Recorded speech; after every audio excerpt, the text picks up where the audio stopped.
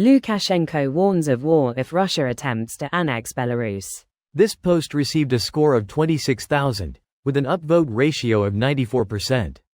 Here are the top comments in response to this article.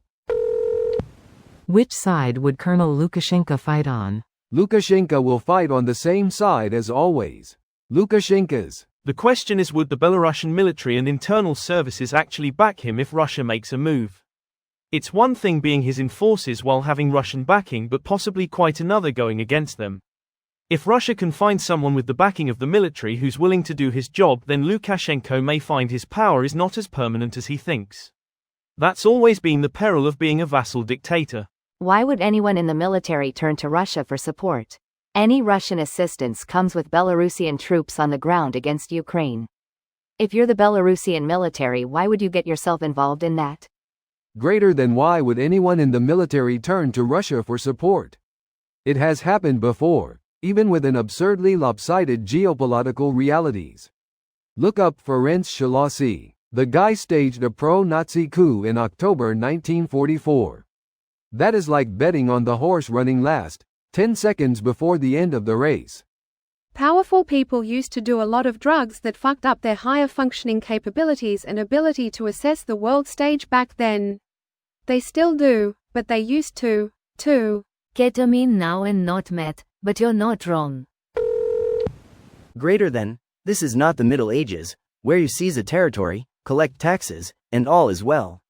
Except in Ukraine, apparently. I get your point, but then again, it isn't going so well for Russia in Ukraine.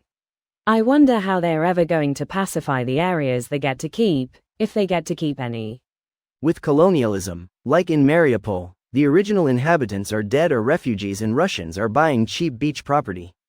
Whole countrysides in the east are depopulated because so many Ukrainian men from there, who actually were sympathetic to Russia to a certain degree, are dead after being used as cheap cannon fodder by the Russians.